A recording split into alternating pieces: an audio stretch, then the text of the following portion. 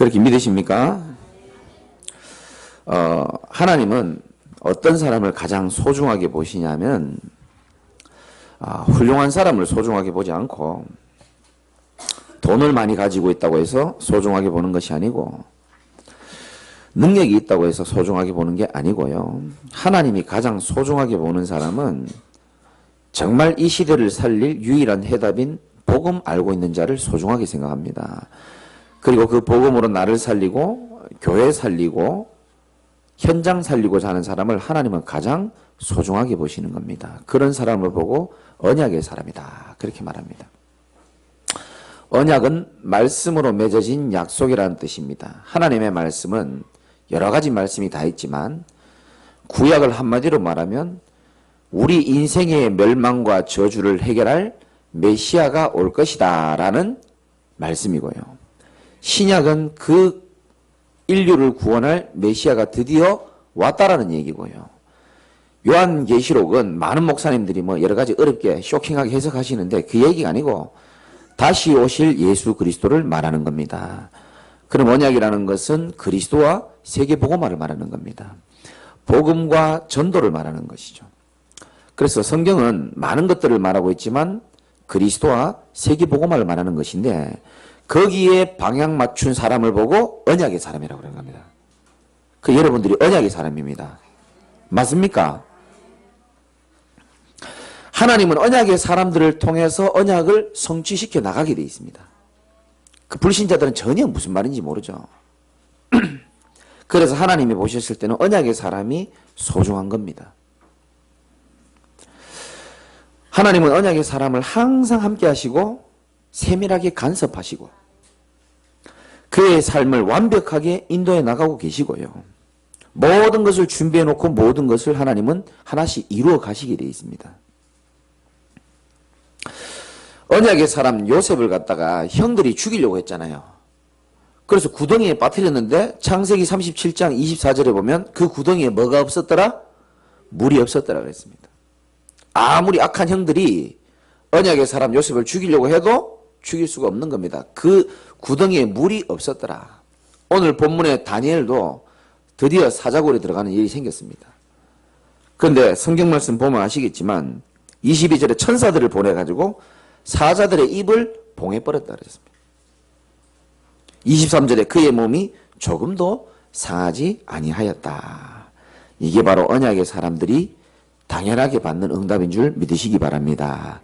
그래서 언약의 사람은 조금 연약해도 괜찮고요. 조금 못 배워도 아무 상관없습니다. 언약의 사람은 아브라함처럼 좀 실수해도 괜찮습니다. 언약의 사람은 때로는 문제가 오고 위기가 와도 괜찮아요. 하나님은 그 사람의 수준과 전혀 상관없이 하나님의 언약을 이루어 가셔야 되기 때문에 그 사람이 언약의 사람이기 때문에 오늘도 불꽃 같은 눈으로 그 인생을 축복하시고 지키시는 줄 믿으셔야 됩니다. 이게 진짜 사실이라면 우리는 제대로 깨달아야 됩니다. 내가 오늘 문제가 있느냐 없느냐가 중요한 게 아니고요. 지금 이 내 문제가 지금 해결되느냐 아니냐 그게 중요한 게 아니고 내가 정말 언약을 이룰 사람이 맞냐 아니냐가 훨씬 더 중요합니다. 맞습니까? 역사의 주인공이 예수 그리스도가 진짜 맞다면요. 그 예수 그리스도를 마음에 우리 아까 찬양대가 부른 찬양처럼 영접했다면은 저와 여러분들이 이 시대를 살릴 주인공이 분명합니다. 저는 늘 착각 아닌 착각 속에 살아갑니다. 천국에 있는 모든 카메라가 있다면은 다 나를 비추고 있다고 저는 생각하고 삽니다. 맞아요? 여러분 아닌가 본데 원래 연예인 기질이 있어서 그런지 모르겠지만 천국에 있는 모든 카메라가 저를 비추고 있다는 생각 들고요. 어떤 착각 아닌 착각에 빠지냐면 제가 비행기를 딱 타면 축복받은 인간들 나 때문에 안전하게 갈 수 있겠구나 이런 생각 든다니까요. 이게 언약의 사람의 확신과 자부심입니다. 그걸 가지고 사는 겁니다. 그러면 여러분 가운데 이런 질문하는 사람이 있겠죠. 근데 나는 왜 이렇게 인생이 이렇게 힘듭니까? 언약의 사람인데.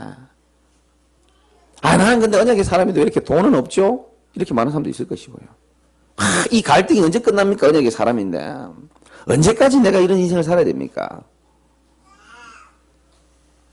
어제 제가 말씀을 준비하면서 예전 생각이 좀 나더라고요. 부교육제 시절에 좀 어려웠던 시절이 있었어요. 딱 밥만 먹을 수 있는 만큼만 하나님이 저를 살려주시더라고요. 반찬도 아니고 딱 밥만 먹을 만큼만. 이렇게 마트 같은 데 가면 제일 먹고 싶은 게요, 과일이었어요. 제가 과일을 좋아하거든요. 근데 과일이 그 동네에 너무 비싸요. 과일을 못 사 먹었다니까요. 계속 사역하면서. 자꾸 불쌍한 이야기를 자꾸 하게 돼서 죄송한데, 뭐 그렇다고 해서 뭐 과일이 우리 집에 갑자기 들어오거나 이런 일은 없을 거라 믿고. 그렇다고 해서 뭐 다음 주에 과일을 갖다 주고 그럴 필요 없어요. 과일이 있으니까 신경 쓰지 마시고. 내 마음이 이래 약합니다. 이런 얘기를 하면 또 혹시 어떤 성도님은 또 과일을 챙겨주는 게 아닌가. 괜히 얘기했다 이런 생각 들고.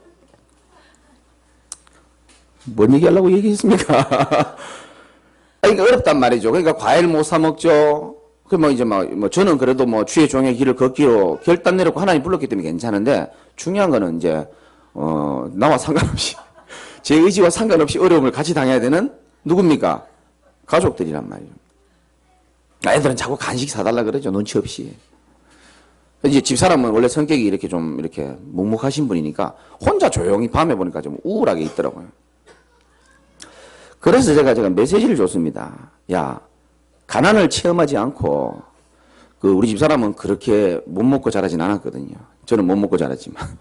가난을 체험하지 않고 어떻게 성도들의 가난을 이해할 수 있겠냐.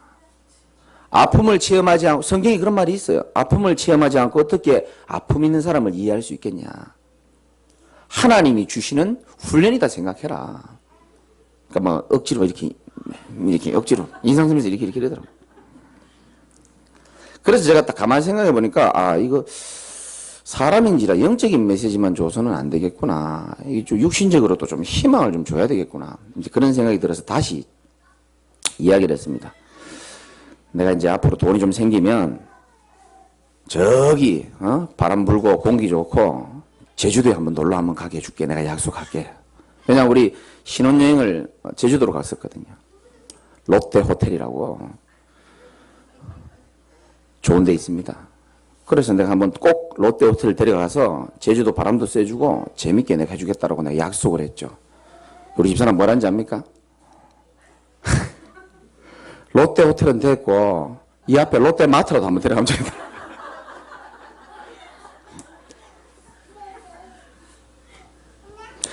제가 이 말씀을 왜 드리냐면 제가 지금은 과일 마음껏 먹습니다.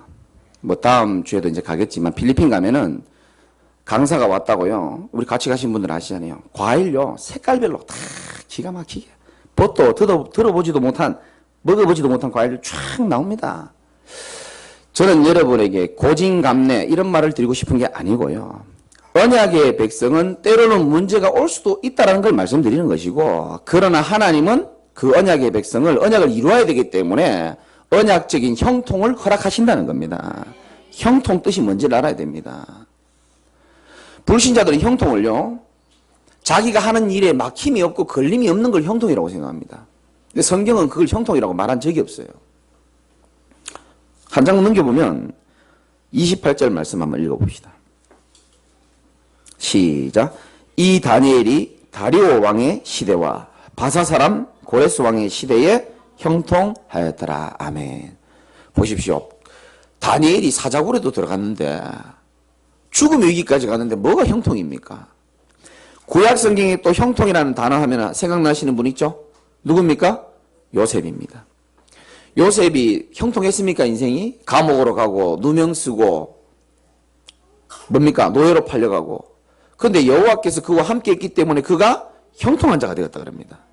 그럼 여러분 형통에 대해서 분명히 알아야 돼요. 불신자가 말하는 그런 형통, 그 형통이 형통이 아니고요.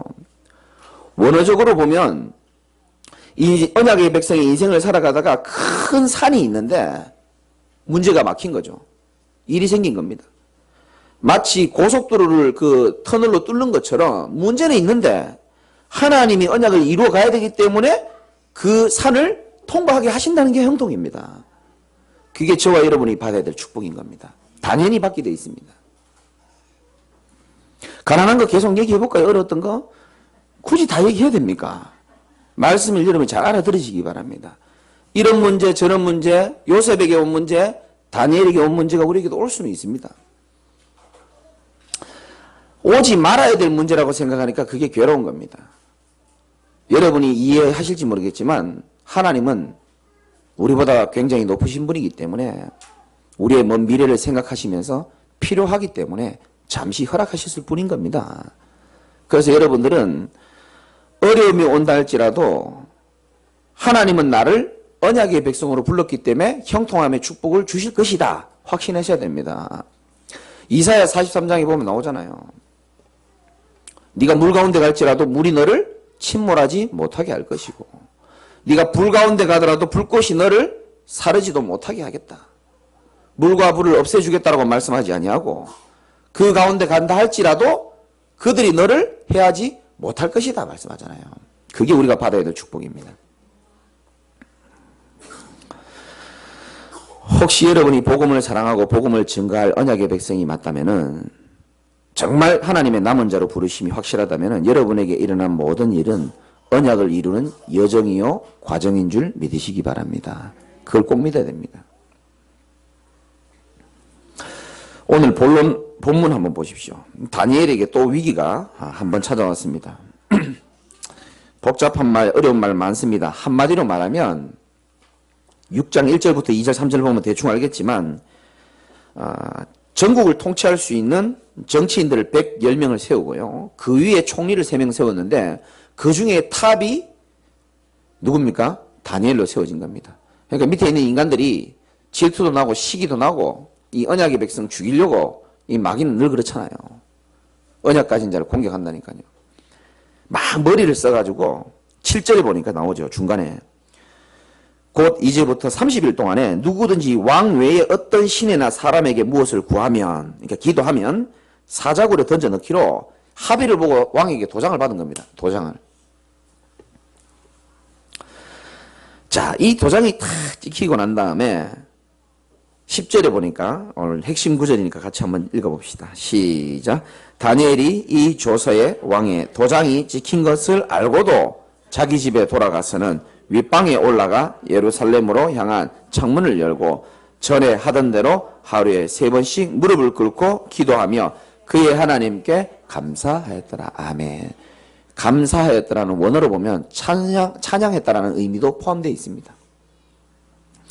그래서 몇 가지 오늘 언약을 잡았는데 첫 번째는 뭐냐면 16절에도 나옵니다. 네가 항상 섬기는 너의 하나님이 너를 구원하실 것이다. 다니엘은 항상 하나님의 은혜에 대한 참된 감사가 늘 있었다는 겁니다. 이게 다니엘을 통해서 배워야 될 기도의 첫 번째입니다. 우리가. 여러분 저는 언젠가 하나님 은혜로 깨달아진 게요. 제가 굉장히 비판적입니다. 10가지를 보면 한 가지 좋은 것만 보이면 9가지 잘못된 게 내 눈에 다 들어와요. 비판적인 사람입니다. 그러니까 불평과 불만이 늘 많은 겁니다. 사회에도 불만 많고 집에도 불만 많고 이 인간에게도 불만 많고 저 인간에게도 불만 많고 나름대로 이유는 있었죠. 그러나 내 영이 절대 살 수는 없겠구나 라는 것을 제가 좀 깨달았습니다. 여러분이 복음을 증거하는 제자교회 장로님으로 권사님으로 집사님으로 성도님으로 제자로 부름받은 것 하나님께 진짜 감사하시기 바랍니다. 여러분은 수준 높아서 잘 모르겠지만 저는 평생 밥 3끼 먹는 거 염려하며 살아야 될 그런 수준이었는데 하나님이요 한 시대에 이 복음을 증거할 전도자로 세운 것만 생각만 해도 저는요 마음에 미안함과 눈물이 많이 나요. 기도의 시작은 이거라니까요. 뭘 내놔라 이게 아니고요. 정말 구원받은 것에 대한 참된 감사.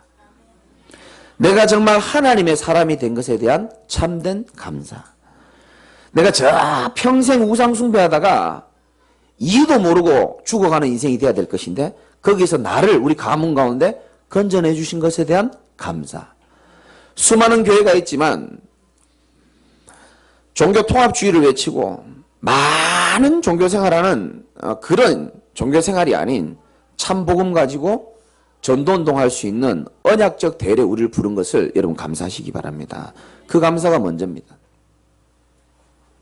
요한 1서 1장 7절에 보니까 그 아들 예수의 피가 우리를 모든 죄에서 깨끗하게 하실 것이요. 예수의 피가 저와 여러분의 모든 허물, 부끄러움, 수치, 죄악 완전히 깨끗하게 하셨다 그랬어요. 얼마나 감사합니까? 히브리서 2장 15절에 보니까 한평생 마귀에게 붙잡혀 종로로 타는 모든 자들을 놓아주려 하심이니라.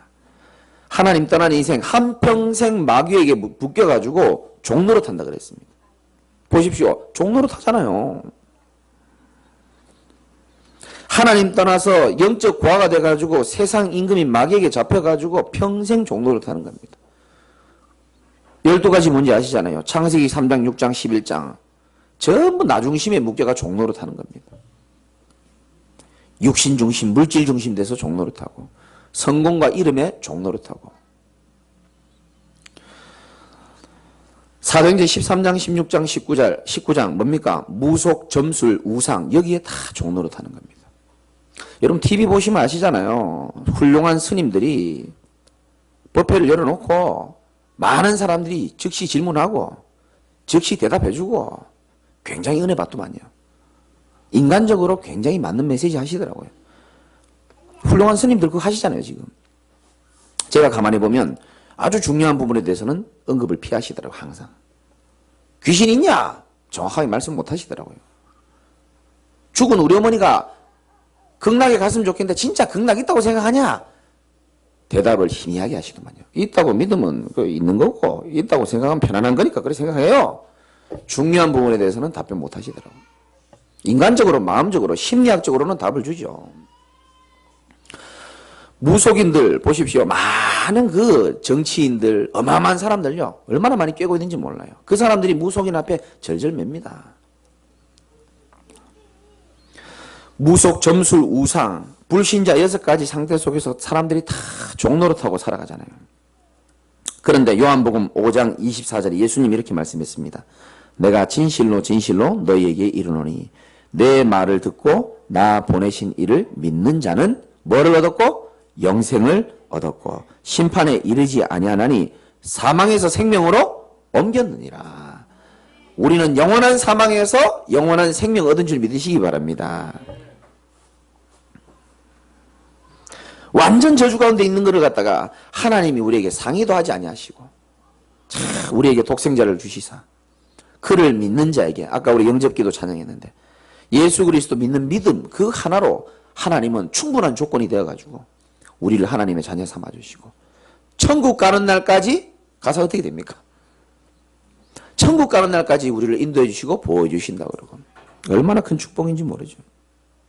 저는 그걸 보고 세절기의 축복이다 그렇게 생각합니다. 유월절의 축복. 절대로 해결할 수 없는 재앙과 바로왕 사단의 손에서 건져낸 이 은혜가 다니엘에게 있었던 겁니다. 또 오순절의 축복이 있었죠. 다니엘이 처음 시작할 때 10대 때 끌려와가지고요. 오늘 사자골에 들어갈 때 나이가 한 80세쯤 됩니다. 70년 동안 하나님이 거짓말같이 세밀하게 인도하셨었는 이 오순절 은혜에 대한 것이 있었던 겁니다. 그러니까 감사할 수 있는 거죠. 누가 사자골 앞에 들어갈 때 감사할 수 있습니까? 수장절의 축복이 있었습니다. 내가 가야 할 분명한 고향, 천국의 소망을 늘 갖고 있었던 겁니다. 그러니까 괜찮은 겁니다.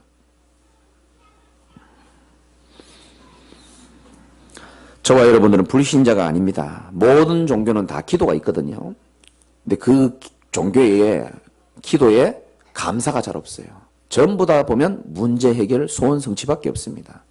복음 가진 저와 여러분의 기도의 첫 번째 시작은 항상 하나님의 은혜에 대해서 감사부터 시작하시기를 주님의 이름으로 축원합니다. 그거부터 시작해야 되는 겁니다. 하나님이 우리에게 만 가지 구원의 축복을 다 주셨는데도 불구하고 한 가지 때문에 우리가 삐지고 토라지고 그러면 안 되잖아요. 그럼 구원받은 자의 축복을 누리는 게 아니잖아요.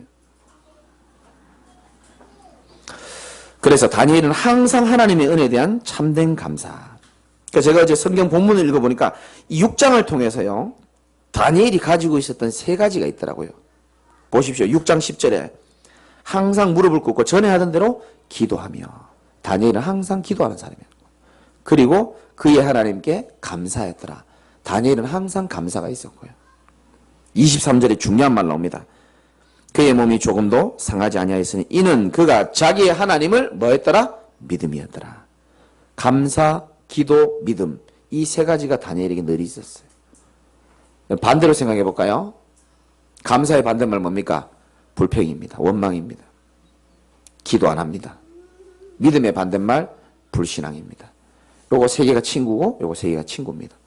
항상 같이 붙어 다닙니다. 불신앙하는 사람들 기도 못하고 원망과 불평 속에 있는 것처럼 정말 하나님께 기도하고 감사하고 믿음 가진 다니엘과 같은 그런 축복 누리시기를 주님의 이름으로 축원합니다. 여러분들이 딱 기도 제목 잡으면 됩니다.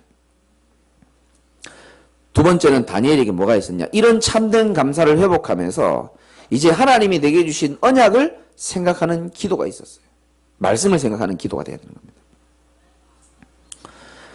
다니엘은 그냥 기도가 아니고 지금 우리 민족이 포로로 되어 있지만 남은 자들을 통해서 70년 후에 다시 회복시킬 언약이 마음에 있었던 겁니다. 확신이 있죠. 말씀에 확신이 있으니까. 여러분도 마찬가지입니다. 기도할 때에 가장 먼저 하나님께 참된 감사를 회복하시고요. 지금까지 나를 구원해 주신 것만 해도 감사한데 인도해 주셨어요? 안 인도해 주셨어요? 인도해 주셨다니까요. 앞으로 인도해 주실 거라 같아요? 안 인도해 주시겠습니까? 발음이 오늘 왜 이렇게 잘 안 됩니까? 앞으로도 인도해 주십니다. 성경에 나와 있기 때문에 그렇습니다.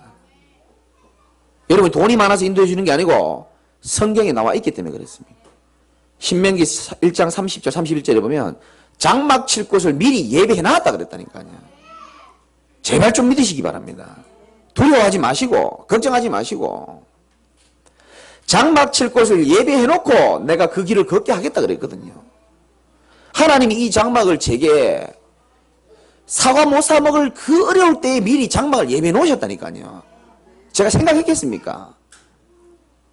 더 어려움도 많았지만은 그럴 때에 하나님은 사람에게 갈등 느끼고 사람 때문에 힘들어할 때에 가정 때문에 힘들어할 때에 하나님은 이미 영적인 가족과 함께 제자운동하고 세계복음할 이 멤버들을 장막을 미리 예배해 놓으셨다니까요. 이걸 체험해 본 사람들은 다른 겁니다. 이 다니엘이 이미 70년 동안 하나님의 은혜를 막 체험한 겁니다. 그러니까 언약을 탁 생각하면서 말씀을 생각하면서 기도하는 겁니다. 그 여러분들이 이렇게 기도하면 됩니다. 한 주간 하나님의 유월절 구원의 은혜와 지금까지 나를 인도하신 하나님의 은혜를 묵상하면서 앞으로 하나님 축복하실 것을 묵상하면서 이번 주일 강단의 말씀을 생각하면 됩니다. 이게 올바른 기도인 겁니다, 여러분. 그렇게 기도하시기를 주님의 이름으로 축원합니다. 문제 오면 하나님의 말씀을 문제와 연관시켜 보세요. 말씀 들어보시고 보기도 하시고. 그러니까 복음을 통해서 구원을 베푸신 하나님께 감사하고 말씀의 약속을 생각하면서 기도하는 사람하고 뭐 복음도 없고 주일을 받은 말씀 전혀 상관없고 그냥 어디 가서 막 불 받았고 막 이러면은 위험한 신앙이 되는 겁니다. 그래서 올바른 신앙이 돼야 되는 겁니다. 다니엘처럼. 세 번째, 다니엘은 자신만의 구체적인 기도의 방법이 있었습니다. 어떻게 되어 있습니까? 10절에 보니까 다니엘이 이 조서에 왕의 도장이 찍힌 것을 알고도, 이 말은 죽는 줄 알고도. 진짜 기도는요, 문제와 상관없이 하나님께 기도할 수 있어야 되는 겁니다. 다니엘이 보십시오. 이 조서에 왕의 도장이 찍힌 것을 알고도 상관없이 기도하는 겁니다. 내일 죽더라도 내가 하나님 바라보겠다라는 자존심이 있었던 겁니다. 믿음이 있었던 겁니다.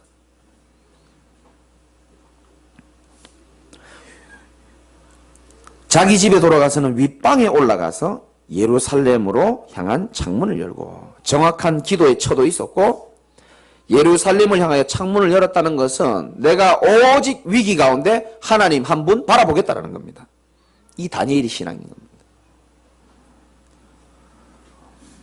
전에 하던 대로 하루 3번씩 무릎을 꿇고 형식, 방법 다 돼 있죠. 전에 하던 대로 하루에 몇 번씩? 3번씩. 이번 주간이라도 하루에 3번씩 기도해 보시겠습니까? 무릎도 꿇고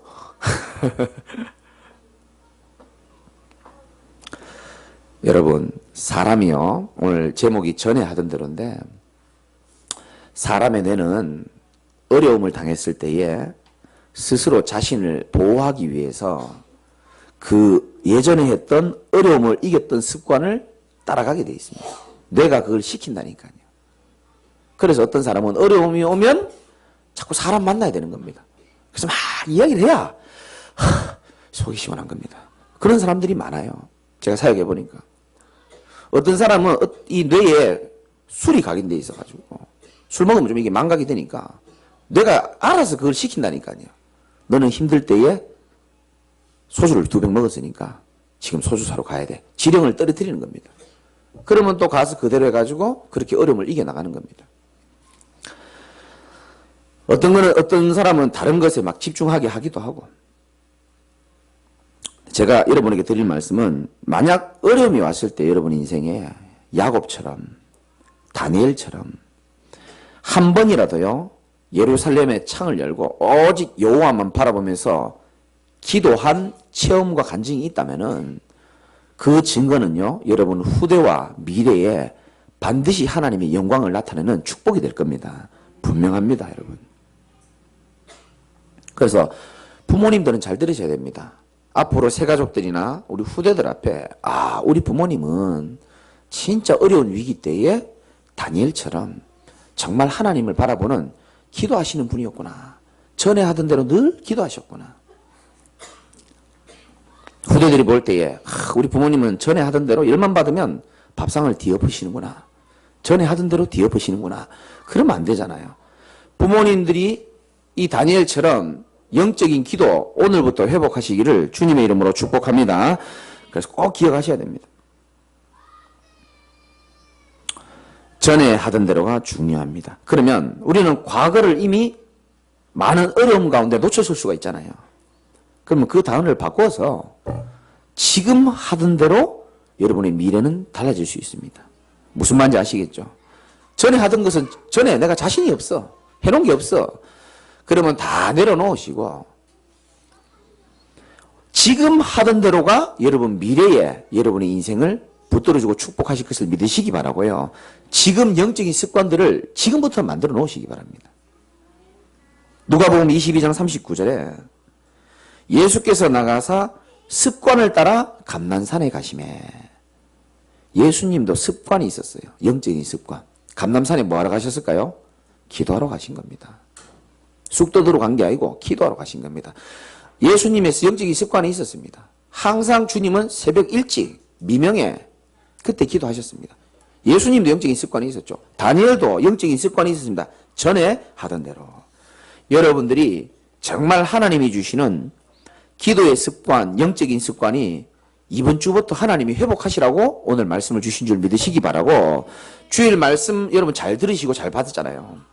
이제는 현장에서도 다니엘처럼 어떤 위기가 와도 하루에 3번씩 무릎을 꿇고 하나님만 바라보면서 구원의 은혜에 감사하면서 말씀을 묵상하면서 기도하시기를 주님의 이름으로 축원드립니다. 네 번째는 이때부터 진짜 응답이 오게 되는 겁니다. 이제 하나님이 주시는 매일 말씀 속에서 힘도 없고 답도 없고 치유도 일어나고, 기도는 내가 하나님의 영에 감동되는 시간입니다. 그게 기도의 축복입니다. 하루 종일 우리는 일하잖아요. 그리고 하루 종일 고민하고 하루 종일 염려하고 하루 종일 작은 일이 묶여 있는데, 그 묶여서 돌아가는 나의 뇌를 한 번 정도는 쉬게 해줘야 됩니다. 많은 이단 사이비 단체에서 사람이 눈만 감아도 일어나는 의학적 과학적인 효과들을 이야기하고 발표하고 있습니다.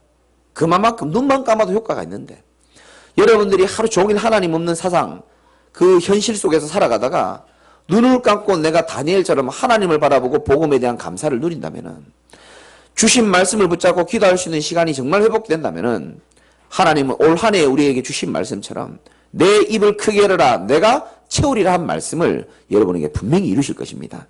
꼭 여러분이 약속을 붙잡으시고, 마지막으로 5번째는 드디어 하나님의 말씀과 내가 맞아떨어지게 됩니다. 균형을 이루게 되는 겁니다.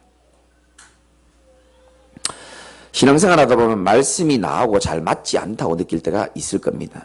그게 굉장히 중요한 때입니다. 여러분 잘 보세요. 아브라함 보고 하나님이 갈대아 우르 땅을 떠나가지고 내가 내게 지시할 땅을 가라 그랬습니다. 평생 우상을 섬긴 아브라함 보고 아브라함의 체질과 입장을 전혀 배려하지 않고 갈대아 우르 땅을 가라 그랬습니다. 본토 친척 아비집을 떠나라 그랬습니다. 어떻게 떠납니까? 전혀 맞지 않죠. 나이 많은 모세 큰 낙심에 빠졌지 않습니까? 실수하고. 근데 하나님은 나이 많은 모세를 불러가지고 너를 통하여 출애굽의 역사를 일으키실 것이고 바로왕에게 가라 그랬습니다. 모세 입장에서는 이해가 안 되는 겁니다. 내가 지금 말도 잘 할 줄 모르고 나이도 많은데 안 맞죠. 이스라엘 백성들이 우상 숭배하고 포로로 끌려갔다가 다시 회복해서 돌아옵니다. 근데 하나님께서는 나라도 무너지고 집도 없는 사람들에게 제일 먼저 뭐부터 하라 그런지 아십니까? 백성들에게 성전부터 지어라 이렇게 말합니다. 정말 이해 안 되는 말씀이죠. 아니 하나님 우리가 지금 아무것도 없는데 지금 집도 없는데 집부터 지어라 해야 될 거 아닙니까? 하나님은 성전부터 지어라 그랬습니다. 그때 당시에 보면 굉장히 내 삶에 안 맞는 메시지죠. 그러나 지나고 보면 하나님의 언약이 다 맞다는 것을 다 알게 될 겁니다. 무슨 말이냐? 여러분이 오늘부터 다니엘에게 주셨던 이 세 가지를 꼭 붙잡아야 되는 겁니다. 오늘부터 하나님 앞에 구원의 은혜와 인도하심의 은혜, 앞으로 하나님께서 예비해 놓으실 축복을 받을 수 있는 축복 가진 자로서 절대 감사를 회복하시기 바랍니다. 절대 감사 회복해야 돼요. 우리 감사를 너무 많이 놓쳤습니다. 그리고 이번 주부터 다니엘처럼 하나님 앞에 드려지는 정식기도 회복하시기 바랍니다. 시간 정하시고 장소도 정하시고 우린 기도 안 하거든요. 그리고 세 번째, 그의 몸이 조금도 상하지 아니했으니 이는 그가 자기의 하나님을 믿음이었더라. 저는 여러분에게 제일 많이 기도하는 부분 중에 한 가지가 뭐냐면은 믿음이 회복되어지시기를 주님의 이름으로 축복합니다. 여러분 믿음이 있어야 됩니다. 아무리 여러분이 말씀 많이 듣고 이것이 내게 믿음으로 와닿아야 역사하는 힘이 있거든요. 그래서 이 다니엘이 가진 이 세 가지 축복을 꼭 누리셔야 됩니다. 그때부터 내 삶에 균형을 이룰 수 있는 겁니다. 말씀의 결론을 드립니다. 저는 다니엘을 보면서 저와 여러분들을 보면서 나라가 어렵고 가정이 무너지고 완전히 무너져 있는 이 시대에 하나님이 다니엘을 남은 자로 부르시고 시대적인 인물, 시대에 살릴 인물로 하나님이 부르셨다라는 것이 보여지더라고요. 성경을 읽어보니까. 옆에 분 한번 진심으로 째려보면서 축복합시다. 당신이 시대에 살릴 인물입니다. 그렇게 꼭 믿으시기 바랍니다. 이유는 한 가지입니다. 여러분이 잘나서가 아닙니다. 훌륭해서가 아니고요. 여러분 속에 시대에 살릴 내용, 그리스도를 가지고 있습니다. 그거 하나만으로도 하나님이 봤을 때는 충분한 겁니다. 왜냐? 이 시대는 복음이 없어서 지금 망하는 시대이기 때문에 시대에 살릴 내용을 우리는 가진 자이기 때문에 근데 왜 이렇게 힘듭니까? 시대에 살릴 인물들은 시대적인 어려움도 와요. 이 보십시오. 1절부터 여러분이 집에 가셔서 한번 읽어보시면 알겠지만은 오늘 식사하시고도 한번 읽어보십시오. 얼마나 이 무리들이요 고난을 주고 어렵게 하는지 몰라요. 15절에 그 무리들이 또 모여 왕에게 나아가 계속 모여야 합니다. 시대적인 복음을 선포하지 못하고 언약을 끊기 위해서 얼마나 방해하는지 몰라요. 시대적인 고난이 오고 시대적인 위기가 옵니다. 왜냐? 시대 살릴 사람이기 때문에 그렇습니다. 그걸로 끝이면 어떻게 보면 안타깝지만 21절에 나의 하나님이 이미 그의 천사를 보내요. 사자굴에 떨어졌는데 천사를 보내가지고요. 사자들이 입을 어떻게 했습니까? 다 꿰매버렸습니다. 여러분들 원수 있죠? 입을 꿰맬 수 있도록. 23절에 그의 몸이 조금도 상하지 아니하였으니 이는 그가 자기의 하나님을 믿음이었더라. 여러분 시대 살릴 인물은 시대적인 고난이 올지도 모르지만은 반드시 하나님이 시대적인 응답도 함께 주신다는 사실을 믿으시기 바라고요. 로마서 8장 18절에 생각하건대 현재의 고난은 장차 우리에게 나타날 영광과 비교할 수 없다 그랬습니다. 저는 이 자리에 있는 게 얼마나 하나님 은혜인지 몰라요. 과거의 제 인생을 생각하면 이런 자리는 생각도 꿈도 못 꿉니다. 장차 나타날 영광과 좋게 비교할 수 없도다. 분명히 하나님은 우리에게 약속의 말씀으로 주셨습니다. 다리오 왕이라는 사람이 이 다니엘이요 사자굴에 들어가서 죽을 것 같으니까 어쩔 줄을 안절부절하는 겁니다. 14절에 한번 읽어봅시다. 왕이 이 말을 듣고 그로 말미암아 심히 근심하여 다니엘을 구원하려고 마음을 쓰며 그를 건져내려고 힘을 다하다가 해가 질 때에 이르렀더라. 이 왕이 이 다니엘 보니까 그런 친구들이 아닌데 사자한테 물려 죽을 거 생각하니까 심히 근심하고 마음을 쓰고 건지려고 하고 18절에 보니까 왕이 궁에 돌아가서는 밤이 새도록 금식하고 그 앞에 뭐를 그치고 오락을 그치고 잠자기를 마다하니라. 이 왕이요 막 근심이 돼가지고 23절에 왕이 그 다니엘이 사자굴에서 하나도 안 다친 걸 보니까 왕이 심히 기뻐서 명하여. 여러분 다니엘은 어떤 감정 표현도 지금 성경에 나와 있지 않습니다. 옆에서 보는 사람은요 초조해 죽습니다. 옆에서 보는 사람은 저 사람이 똑바로 되겠나 죽지 않겠나 염려하고 걱정합니다. 다니엘은요 눈썹 하나 깜짝하지 않습니다. 저와 여러분이 다니엘이 누렸던 이 5가지 기도의 원리의 축복을 이번 주부터 꼭 누리시기를 주님의 이름으로 축원드리고요. 세 단어 기억하십시오. 오늘부터 절대적으로 회복해야 될 단어 하나님 앞에 절대 감사, 하나님 앞에 절대 기도, 하나님의 모든 주권을 믿는 절대 믿음. 이것만 있으면요 다니엘이 누렸던 모든 응답들 여러분들 다 받게 될 것입니다. 그래서 여러분이 믿음으로 오늘 말씀 딱 붙잡으시고 승리하시기를 주님의 이름으로 축원드립니다. 우리 같이 한번